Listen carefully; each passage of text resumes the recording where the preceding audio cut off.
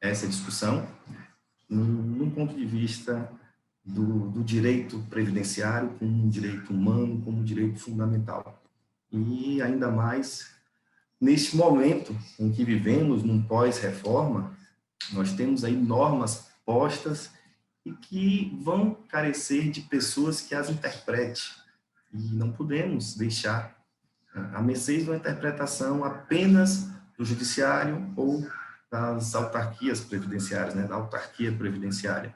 Então, a ideia é justamente criar um diálogo entre colegas, entre juristas, entre juízes, servidores, entre a comunidade e todos aqueles que, de certa forma, e acredito que ninguém se deixe escapar dessas relações sociais em que o direito previdenciário norteia. Então, não há como se dizer que não participa de um processo de construção de direito previdenciário, porque todos nós seremos, de uma hora ou outra, segurados da Previdência. Então, precisamos, sim, dialogar acerca dos nossos direitos. E, antes de dar início ao nosso evento, primeiro evento, aqui, acredito que primeiro de muitos, tivemos um ano muito conturbado e, realmente, muitos planos do Instituto foram, não vou dizer abandonados, mas foram adiados. E para que não deixássemos o ano passar em branco, nós conseguimos reunir grandes nomes para dar início aos nossos trabalhos desse ano, fechar o nosso ano com um grande evento. E antes de começar, queria agradecer ao meu querido, grande professor Hélio Gustavo Alves, pessoa que eu admiro e sigo a linha de trabalho. Acho que ele sabe o quanto eu sigo e me identifico com a sua linha de estudo, de pesquisa e de trabalho. A professora Jane Berwanger, querida Jane Berwanger, que aborda de forma brilhante seus temas de segurança especial. Ao professor Oswaldo Neto, também, que atua com brilhantismo na interpretação das normas, e a professora Priscila Simonato, ela que hoje é presidente do IAPE, que é um instituto de âmbito nacional que discute o direito previdenciário de forma brilhante. Eu também sou representante do IAPE. Agradecer também a mediação do nosso professor Salomão Boanerges, agradecer a nossa professora Cristine Emily, Monalisa Moraes, agradecer também ao meu amigo e professor Carlos Palma, Felipe Moreira, Raíssa Paiva, que também estão diretamente ligados à realização desse evento, e também a vocês que estão nos assistindo aí, E também aos nossos apoiadores, a Invictus Pós-Graduação, que é uma instituição de pós-graduação aqui, praticamente atuante em toda a Bahia, a OAB Subseção de Feira de Santana, que nos deu total apoio para a realização desse evento, e a nossa instituição escolhida, nossa queridinha, como todos sabem, esse evento também é um evento beneficente, e todos os valores arrecadados aí com as inscrições serão doados para a APC, a Associação de Apoio a Pessoas com Câncer. Certo? Então, encerrados os agradecimentos, vamos dar início ao nosso primeiro bloco. Ele que, enfim, é uma pessoa em que eu sigo muito a linha, o professor Dr. Hélio Gustavo Alves. Ele que irá falar para nós sobre os direitos fundamentais após a emenda constitucional número 103, após a tão dita reforma da Previdência. Irá trazer o ponto de vista brilhante dele em relação ao quanto isso afeta as nossas relações. O professor Hélio Gustavo, ele é advogado, ele é parecerista, ele é mestre em Direito Previdenciário pela PUC, doutor em Direitos e Relações Sociais também pela PUC de São Paulo, pós-doutor em Direitos Humanos e Democracia pela Universidade de Coimbra, qual eu tive o prazer de ser aluno dele numa pós-graduação de Direitos Humanos em Coimbra, coordenador da pós-graduação, né, do IGC, né, do Centro de Direitos Humanos de Coimbra, coordenador da pós-graduação de Direito e Processo Previdenciário do Complexo Jurídico Damásio Educacional, professor de pós-graduação em Direito e Processo Previdenciário em diversas universidades, presidente de honra do Conselho Federal do IAPE, recebeu diploma de mérito acadêmico do Centro de Estudos de Direito Europeu por reconhecimento do Conselho de Mestres em Sintra, Portugal, em 2007, membro da Academia Brasileira de Direito da Seguridade Social, membro da Academia Brasileira de Direito e escritor de artigos e livros de direito previdenciário, constitucional, relações sociais e acredito que, acima de tudo, de todo esse currículo, um defensor nato dos direitos humanos. Eu que sou apaixonado pelo discurso, pela visão humana dos seus estudos, sempre pensando numa perspectiva social do direito. E dentre as obras, aí eu vou aproveitar e dizer a teoria pentadimensional do direito, que eu sou fã, livro do professor Hélio Gustavo Alves. E, enfim, é também um mestre Cuca, hein, professor? Masterchef. E, enfim, eu posso dizer que é um amigo, o qual eu admiro muito. Professor, está com a palavra. Olá, olá, boa tarde a todos. Quero cumprimentar inicialmente o meu amigo e irmão, professor Dr. José Henrique Martins, presidente do IEPP, um instituto que tem uma atuação ímpar em prol do direito social e também para a sociedade. Quero cumprimentá-lo pelo brilhante trabalho que faz à frente do IEPP. Quero cumprimentar todos os organizadores, a doutora Mona Lisa, a doutora Cristiane Nascimento, enfim, todos aqueles que participaram para organizar este evento tão importante, de um tema da ordem do dia, né? Direito previdenciário. Quero cumprimentar o Carlos Brito também por estar à frente deste evento, e não posso deixar de cumprimentar também o presidente da OAB de Feira de Santana, o Rafael Pitombo, que tem hoje grandes laços, tendo em vista que nós temos aí hoje um cliente em comum, um jogador de futebol, lá em Portugal, no meu escritório em Portugal. Eu tive a honra de receber como meu sócio lá em Portugal o Dr. Rafael Pitombo, viu, José Henrique? Agora, no final do ano, no meio do ano, nós firmamos uma parceria junto com o presidente da OAB de Feira de Santana, num cliente em comum. Transmita meu abraço ao Dr. Rafael e depois veja se ele foi recebido aqui em Portugal por nós, viu, Dr. José Henrique? Quero cumprimentar a doutora Raíssa e a doutora Isabela, que foram as nossas alunas aí de Feira de Santana na nossa pós-graduação em Direito do Trabalho e Previdenciário lá em Coimbra.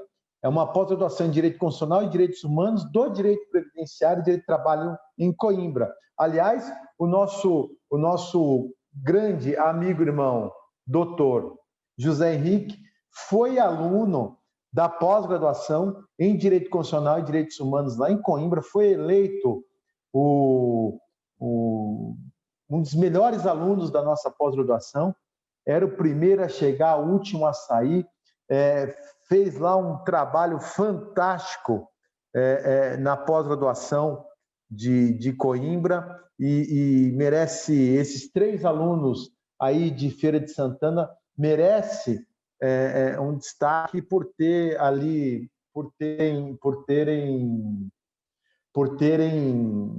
se debruçado nos direitos humanos, uma matéria tão importante para o direito previdenciário, tendo em vista as reformas previdenciárias. Não posso deixar também de cumprimentar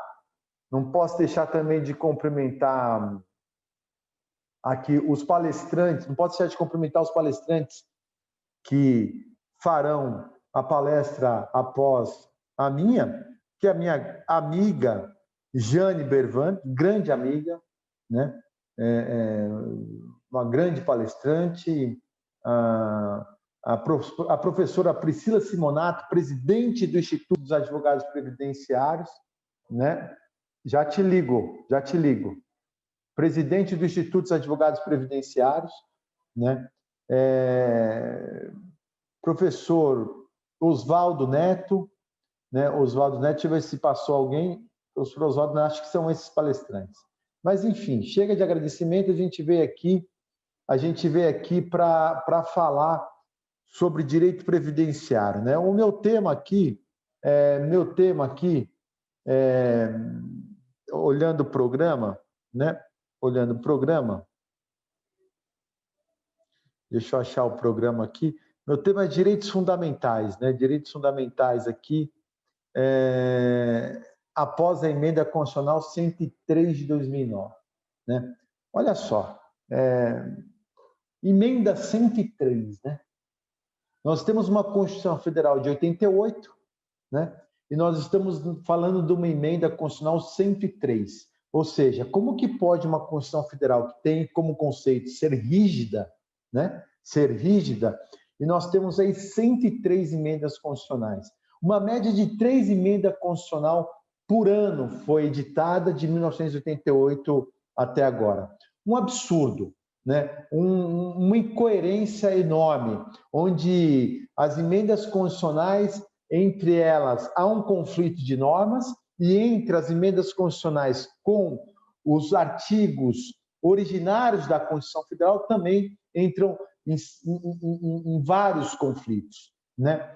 Portanto, uma emenda constitucional, nós temos isso pacificado, que ela pode ser considerada amanhã como inconstitucional, né? E aí a gente vem falar de direitos e garantias fundamentais, né? Direitos e garantias fundamentais, né, que garante os direitos sociais, né? Os direitos sociais, eles foram ali, tiveram seu início de conquista no século XIX e uma conquista muito grande no século XX, através da Revolução Francesa e tudo mais.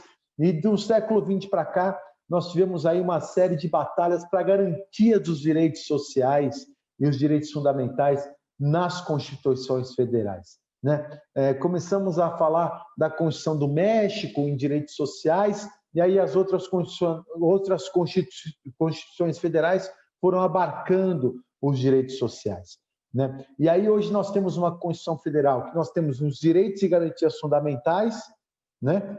A partir do seu capítulo de direitos e garantias fundamentais, e aí nós temos os direitos sociais que fazem parte do capítulo, do título de direitos e garantias fundamentais, a partir do artigo 6º da Constituição Federal. Então, se nós percebemos o artigo 1º da Constituição Federal, o artigo 1º, ou seja, o primeiro artigo, né, ele traz ali, no seu inciso 4º, que faz parte, no artigo 1º da Constituição Federal, faz parte a garantia dos valores sociais do trabalho e da livre iniciativa. Olha só, valores sociais do trabalho está estampado no primeiro artigo da Constituição Federal. E quando eu falo de valores sociais do trabalho, tá? Eu falo de preservar os valores do trabalhador frente aos reflexos do diálogo das fontes com as normas constitucionais e infraconstitucionais. Então, o valor social está ligado ao artigo 6º, ao artigo 5º, ao artigo 7º, ao artigo 94, ao 294 da Constituição Federal, que é um capítulo próprio de direitos da Seguridade Social, ao artigo 93 da Constituição Federal, que fala da ordem social, ou seja, eu tenho que fazer essa interpretação hermenêutica do artigo 1º da Constituição Federal, do valor social do trabalho, com todos os artigos que eu acabo de citar. Portanto, o valor social do trabalho ele está estampado no primeiro artigo da Constituição Federal. E aí nós temos o artigo 3º da Constituição Federal, que trata sobre também direitos e garantias fundamentais, né, que constitui como objetivos fundamentais da República Federativa do Brasil garantir o desenvolvimento nacional. Então, me parece que quando eu desvalorizo o trabalho, o valor social do trabalho, me parece que eu vou de encontro, eu trabalho contra a garantia do desenvolvimento nacional, né? Quando eu diminuo o poder de compra de um trabalhador através da sua aposentadoria, me parece que eu estou indo de encontro com o desenvolvimento nacional da Federação Brasileira, né? Nós temos aí o artigo 4º da Constituição Federal, né, que rege sobre suas relações internacionais, né? E os princípios dos princípios que regem o artigo 4º com as relações internacionais é a prevalência dos direitos humanos.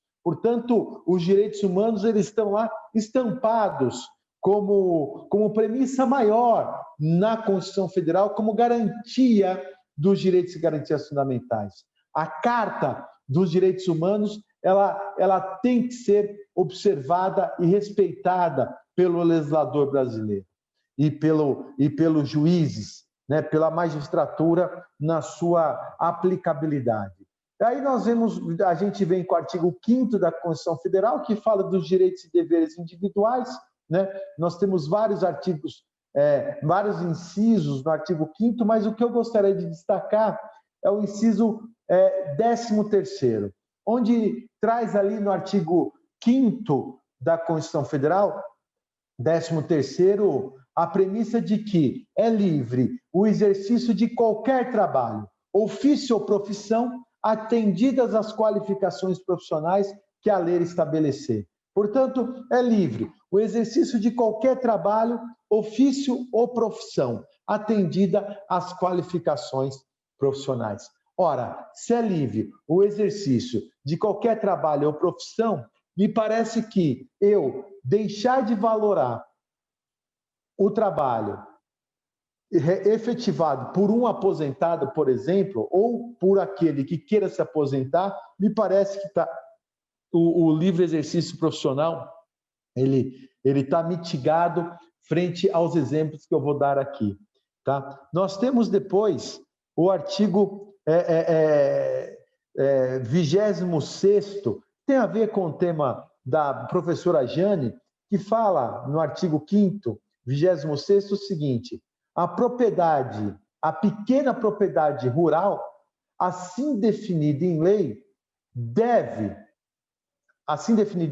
desde que trabalhada pela família, não será objeto de penhora para pagamentos de débitos decorrentes de sua atividade produtiva, dispondo a lei sobre os meios de financiamento ou desenvolvimento. Portanto, o trabalhador rural de economia familiar, aquele pequeno produtor, ele tem a sua propriedade ali resguardada, porque aquela propriedade é o que mantém aquela família em seu rendimento. E me parece, viu, Jane, eu não sei se a Jane está me escutando ou não, me parece que você não considerar o trabalho de um ruralista como do trabalhador urbano para fins de previdenciários, me parece que o artigo 5º da livre iniciativa laboral, inclusive a rural, cumulada com o artigo da 5º, 26º, da proteção da pequena propriedade rural, me parece que esses princípios estão sendo esquecidos pelo legislador previdenciário.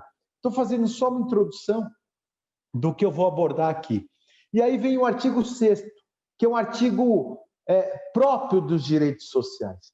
E o artigo 6º, eu gostaria de trazer essa interpretação para os senhores e para as senhoras, uma interpretação hermenêutica literal num circuito horizontal, no sentido horizontal, não no vertical, no sentido horizontal.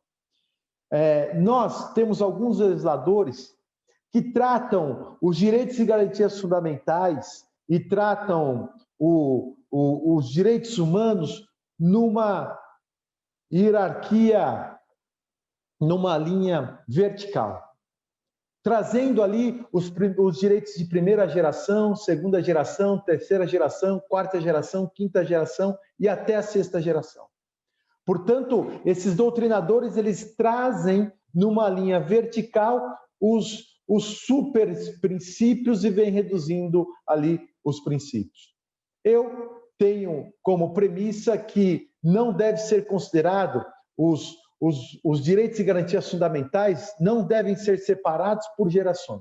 Eles devem ser verticalizados, eles devem ser horizontalizados, deve estar no horizonte, ou seja, não deve estar numa linha de verticalidade, trazendo uma hierarquia em gerações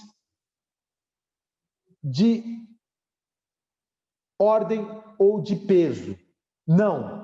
Ao meu ver, todos os princípios estão numa mesma linha de igualdade, e esses princípios, eles estando na mesma linha de igualdade, numa linha horizontal, ele vai prevalecer conforme a necessidade daquele povo, daquele estado ou daquela casuística.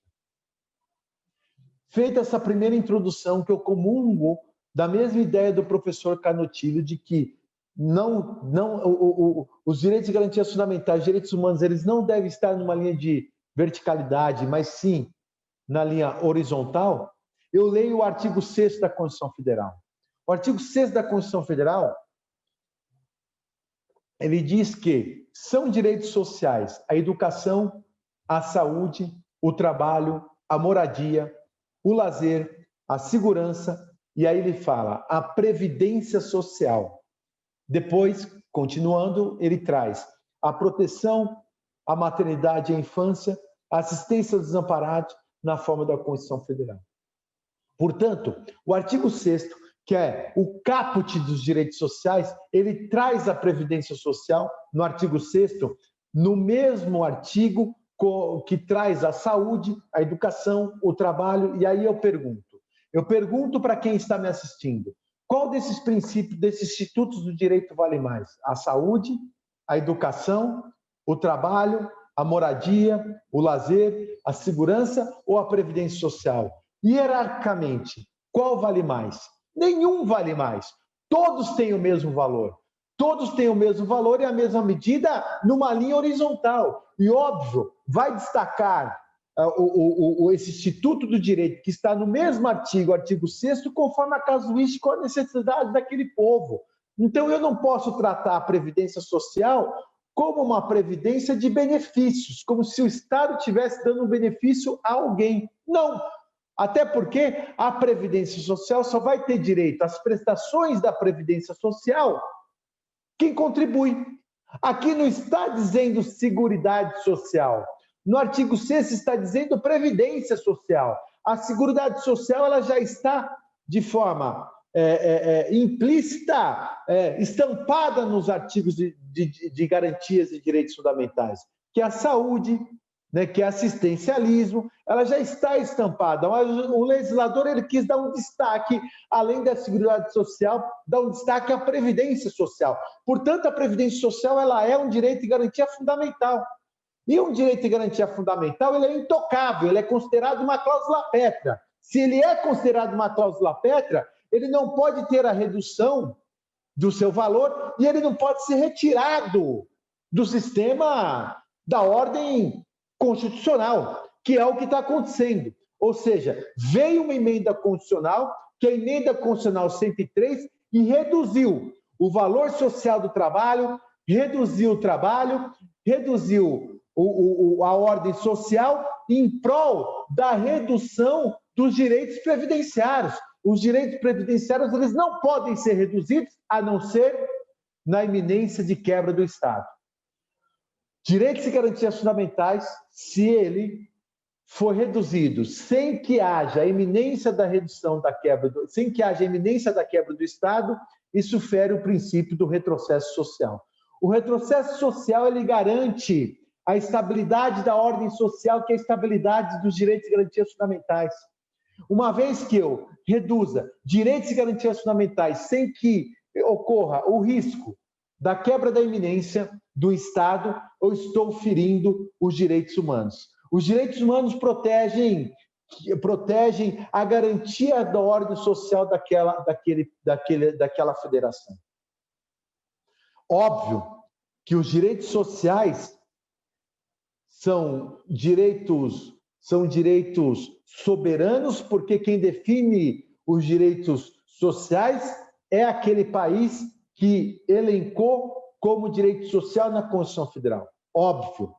Mas uma vez que esse direito social, uma vez estampado na Constituição Federal, e eu resgato, sem qualquer responsabilidade jurídica, sem qualquer mandamento jurídico, eu retalho, sem qualquer mandamento jurídico, sem qualquer ordem jurídica, sem qualquer fundamento jurídico, eu retalho ou eu reduzo direitos e garantias fundamentais, isso fere os direitos humanos.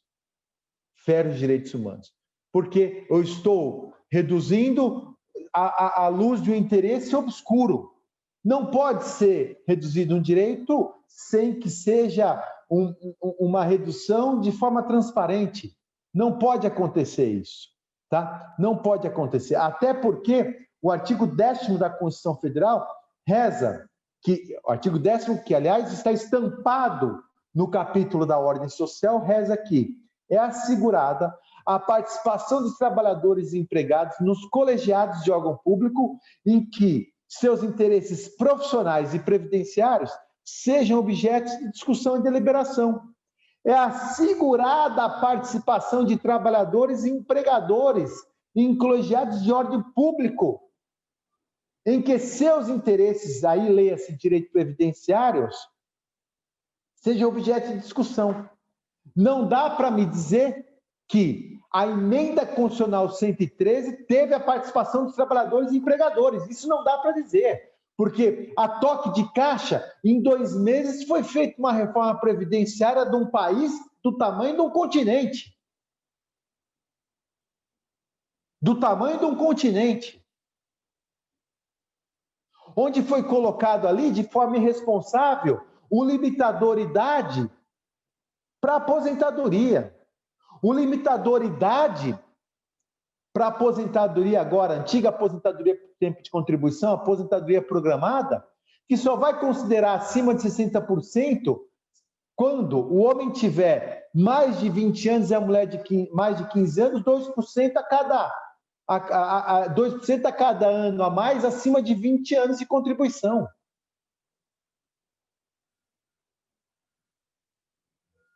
Pega-se todos os trabalhadores brasileiros, na sua maioria, e veja quantos têm mais de 20 anos de contribuição daqueles que moram no Nordeste. Aliás, eu estou falando da Bahia.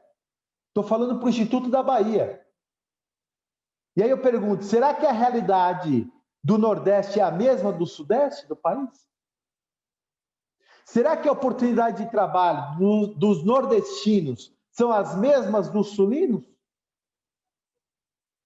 Óbvio que não.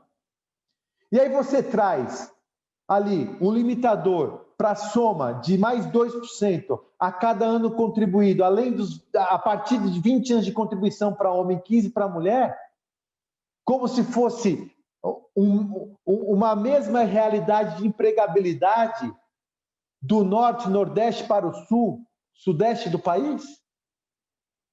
Isso é uma responsabilidade enorme. É uma retaliação de direitos sem analisar as realidades sociais de cada estado. Será que a mulher nordestina ela atinge mais do que 15 anos de contribuição? Ou próximo de 25, como a mulher do sul do Brasil? Óbvio que não, as realidades não são as mesmas. Então, você está reduzindo direitos de quem tem menos oportunidade. De quem tem menos oportunidade, o que é um absurdo. O que é um absurdo. Aí você vem, através de uma reforma da aposentadoria, e reduz a aposentadoria especial, acaba com a aposentadoria especial. Onde? Olha só o absurdo. A aposentadoria especial é uma aposentadoria concedida àqueles que estão com a sua saúde à disposição dos riscos inerentes à saúde do trabalhador, dos agentes agressivos. Esses trabalhadores estão expostos a agentes agressivos. E é por isso que o legislador originário previdenciário fez com que esses trabalhadores tivessem uma aposentadoria precoce, mais cedo, para que ele saísse o quanto antes desse ambiente de trabalho insalubre, penoso ou periculoso. Só que não. Agora o legislador atual contemporâneo, o que ele fez? Olha, você contemplando, cumprindo o tempo mínimo exigido para aposentadoria especial, não basta para você obter a aposentadoria especial. Você ainda vai ter que completar a idade mínima. Então, esse trabalhador vai continuar exercendo, em que pese ele ter cumprido o tempo mínimo exigido para a aposentadoria especial, ele vai continuar exercendo a atividade até completar a idade na atividade de risco à sua saúde. Portanto, está sendo ferido, essa reforma previdenciária está sendo ferido a vida do trabalhador. A vida do trabalhador está sendo exposta. Portanto, é uma reforma previdenciária que, além de ferir todos os artigos que eu acabei de falar aqui dos direitos e garantias fundamentais, fere a Declaração Universal dos Direitos Humanos, que é a proteção da vida do trabalhador. Então, eu tenho que ter essa leitura interpretativa da Declaração Universal dos Direitos Humanos para a Constituição Federal e para as normas infraconstitucionais, para que eu possa levar essas lides ao STF e levar essas lides para as cortes internacionais. Porque se eu não tiver como fazer, não tiver inteligência para eu levar as matérias para as cortes federais de última instância, seja a TNU ou o STF, e se eu não conseguir levar essa matéria para as últimas instâncias no país, eu não vou conseguir levar essas matérias para as cortes internacionais. E aí eu pergunto para os senhores, qual que é o objetivo nosso no aspecto jurídico? Desproteger o desprotegido socialmente. E aí eu pergunto, você que está me assistindo, você está preparado para levar um processo para a Suprema Corte Brasileira?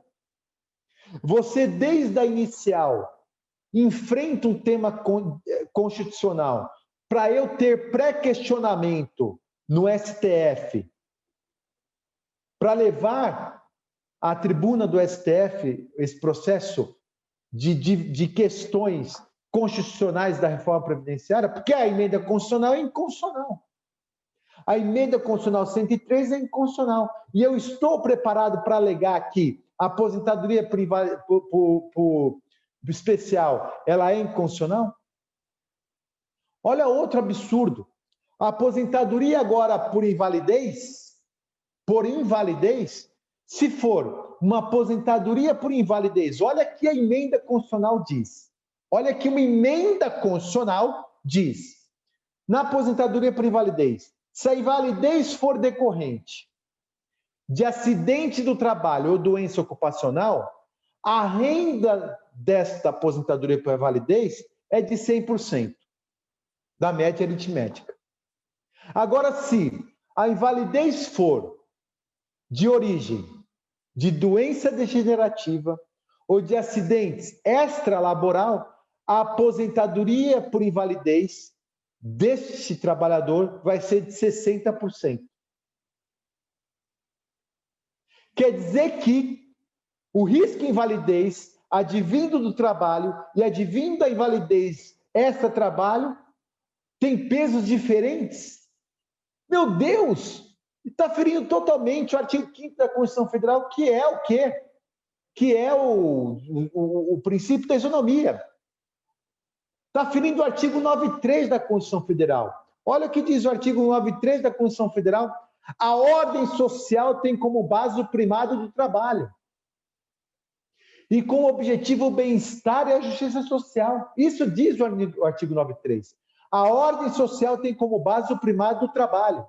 O trabalhador que foi inválido através de um acidente do trabalho ou de uma doença do trabalho, e o trabalhador que contribui com a mesma alíquota, mas tem uma invalidez decorrente de um acidente extralaboral, de uma doença degenerativa, eles terão a mesma renda? Não. Mas eu pergunto, ambos estavam trabalhando? Sim. Portanto, ambos estavam dentro do conceito de ordem social do artigo 93 da Constituição Federal? Sim. Mas ambos terão o mesmo bem-estar social? Não. Um vai ter um bem-estar de 100% da aposentadoria, o outro de 60%, sendo que o risco a ser protegido é o mesmo, que é a invalidez. Portanto, fere o princípio da ordem social, que é a garantia do bem-estar igualitário e a garantia da justiça social. Está havendo uma injustiça social. Ou seja, ambos têm a mesma contribuição previdenciária para a Previdência Social, só que ambos têm o mesmo risco, que é a invalidez para o trabalho, só que um deu a sorte de ter a invalidez advinda do trabalho e o outro deu o azar de ter a invalidez advinda fora do trabalho, e que pese ser tudo análogo, a renda mensal não vai ser análoga. Poxa, meu Deus do céu! Ou esse legislador que fez a emenda constitucional, ou ele é burro, ou ele faltou na aula de direito constitucional, né? Ou ele é um legislador que veio a mando de um comando de um ministério que tem interesses obscuros. Né? Porque até agora eu não sei qual que é o interesse de fazer uma reforma tão ofensiva à Constituição Federal. Enfim, eu vou ficando por aqui, que meu tempo já está dando. Na minha palestra, eu quis só trazer um briefing de que nós temos que ter uma boa visão dos direitos sociais, de direitos e garantias fundamentais, à luz da Declaração Universal dos Direitos Humanos, para que eu possa levar as ilegalidades da reforma previdenciária ao STF, e uma vez o STF julgando contra a Constituição Federal, eu posso, e a Declaração Universal dos Direitos Humanos, eu posso levar essa decisão às cortes internacionais, representando o Brasil em São José ou na OEA, em Nova York, para que possa o Brasil modificar uma decisão que, ao nosso ver, feriu todos os tratados internacionais. Fico por aqui e agradeço mais uma vez a oportunidade de falar em nome do José Henrique. E fico aberto às perguntas. Professor, poxa, eu não tenho palavras para agradecer a sua presença, a sua participação é brilhante. Não foi à toa que eu ajustei para que o senhor falasse justamente sobre direitos fundamentais. E tudo isso que a gente, na verdade, eu quis trazer para que todos pudessem ouvir o que eu ouvi do senhor lá em Coimbra. O senhor foi meu coordenador de pós-graduação, e que falávamos justamente de direitos humanos. Né? Falamos e eu destaco duas questões, duas coisas em suas palavras. Acho que você tem uns minutinhos aí, vou pedir para o senhor comentar. Primeiro, que o senhor falou brilhantemente um pouco sobre o que é a origem do IEPP. É justamente essa questão regional que não é vista, né? Essas distinções por se tratar de um país continental, e que isso não foi observado nessa reforma que tivemos, né?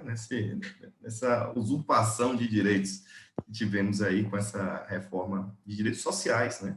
Direitos fundamentais. E esse debate de direitos humanos, eu queria saber só um pouquinho do senhor. Diante dessa... Nós percebemos que estamos aqui por um motivo, estamos discutindo direito previdenciário, estamos discutindo direitos humanos, Coimbra, as oportunidades, a própria tecnologia possibilita que o senhor agora dá uma palestra aqui para o pessoal, que muito mais pessoas possam lhe ouvir. E essa reforma, certamente, ela foi pensada apenas de uma ótica financeira e imediata, mas que vai trazer uma consequência muito grande no futuro, porque vai sobrecarregar o Estado em saúde e assistência, porque você não tem a previdência, você tira a renda do trabalhador, só que só será sentido daqui 1 ou 2 gerações. Diante de todo esse momento que nós podemos hoje discutir, o senhor acredita que, quem sabe, num futuro próximo, o Brasil possa retroceder da reforma, retroceder do retrocesso e, quem sabe, a gente possa, daqui para frente, com essa discussão, ter uma reforma que possa desfazer esses efeitos a tempo. O problema é a tempo, né? Tem que ser feito. A sua fala foi super importante de uma interpretação da reforma previdenciária. Eu lembro que alguns amigos meus empresários, tá, falavam, mas a reforma é necessária para a economia do país. A reforma é necessária de forma imediata para que o país não venha quebrar. O problema do Brasil é a Previdência Social. O problema do Brasil é o déficit previdenciário, que não existe o déficit previdenciário no RGPS. O problema do Brasil são os aposentados. Fizeram a reforma, tiraram o bode. Qual é o problema da economia agora? Porque o problema da economia era a reforma previdenciária. Fizeram a reforma. Aí eu quero perguntar para o ministro Paulo Guedes qual que é a desculpa que ele vai dar para que a economia do país não seja restabelecida. Não tem mais desculpa. Ou seja, foi feita a reforma previdenciária, retalharam, acabaram, usurparam as prestações previdenciárias, fizeram com que nós, hoje, tenhamos no futuro, né, segurados que receberão um salário mínimo ou nem isso, e aí vem o problema maior, em que não vai ter contribuinte da Previdência Social, portanto, não vai ter contribuição da Previdência Social, que garanta a Seguridade Social, e mais, esses idosos irão utilizar os serviços da Seguridade Social, que é da União e da assistência. Aí o país vai acontecer o que ocorreu no Chile e o que acontece no Japão. Sim. Idosos que morrerão, ou no Japão, idosos que irão roubar para, de propósito, irem presos para ter o que comer. Então, nós temos que passar desse governo, Paulo Guedes, repensar a reforma previdenciária, ô Henrique, de uma maneira atuária. Olha só, José Henrique, eu sei a sua atuação no direito previdenciário na Bahia. Eu te conheço há alguns anos. E você é um advogado experimentado. O que eu falei aqui com relação ao tamanho do Brasil, você há de concordar ou não que as diferenças de necessidades sociais são totalmente distintas e de oportunidade de empregabilidade são totalmente distintas, sim ou não? Totalmente. Como é que você vai fazer um plano de previdência fazendo com que aquele que tem maior dificuldade de empregabilidade, sofreu pela vida inteira, ele tenha uma renda menor do que aqueles que tiveram maior oportunidade de ter uma renda melhor para sobreviver no futuro? Não tem sentido isso. E foi o que ele fez, porque esse corte de 60% da aposentadoria por tempo de contribuição, que é a aposentadoria programada, esse corte que a Priscila vai falar da pensão por morte, ou alguém aí vai falar da pensão por morte, da não cumulatividade da pensão por morte com a aposentadoria, que é o que acontece muito com o nordestino, onde ele vai receber a sua aposentadoria e a pensãozinha do falecido. Agora não pode acumular, vai ter uma redução dependendo da renda. Isso vai prejudicar mais o pobre. Ou seja, muitos municípios do Brasil vão falir, porque vários municípios brasileiros vivem da renda do aposentado, que não tem mais jovens. Esses municípios não têm mais jovens, os jovens vieram para a cidade grande por uma oportunidade. Esses municípios vão quebrar. O que o Paulo Guedes fez com a reforma da Previdenciária? A falência do Brasil. É isso que ele fez. Concordo plenamente, professor. Professor, eu não tenho palavras para agradecer a sua presença, o convite, meu ter aceitado esse convite, em nome de todo o IEPP, em nome de todos que estão nos ouvindo aqui, eu te agradeço imensamente pela colaboração, tá bom? Olha, eu quero agradecer, José Henrique, muito obrigado pela oportunidade, quero pedir desculpas para os nossos palestrantes, principalmente para a minha presidente, do IAPE, que eu não vou poder ficar, eu tenho um compromisso, mas eu quero fazer um convite a todos. Do dia 1º a 23 de fevereiro, nós teremos a nossa pós-graduação lá em Portugal. A pós-graduação em Direitos Humanos, Direito Constitucional, do Direito Previdenciário e Direito do Trabalho. Quem tiver dúvida se deve ou não fazer essa pós, pergunte para o José Henrique, pergunte para a doutora Isabela e para a doutora Raíssa se vale a pena ou não. Valeu? José Henrique, um forte abraço, que Deus continue te abençoando. Oxalá, tomara a Deus que nós tenhamos homens igual você para que a gente possa fazer diferença nesse mundo. Um beijo no seu coração. Beijo, professor. Obrigado. Bom, pessoal, e agora, dando seguimento, vou chamar aqui meu amigo, colega, professor Salomão Boanerges. Professor Salomão, o senhor já se encontra por aí? Ele que irá mediar. Ver se ele já ele entra. Professor, boa tarde, professor, tudo bom? Boa tarde, que alegria, que palestra incrível, enriquecedora.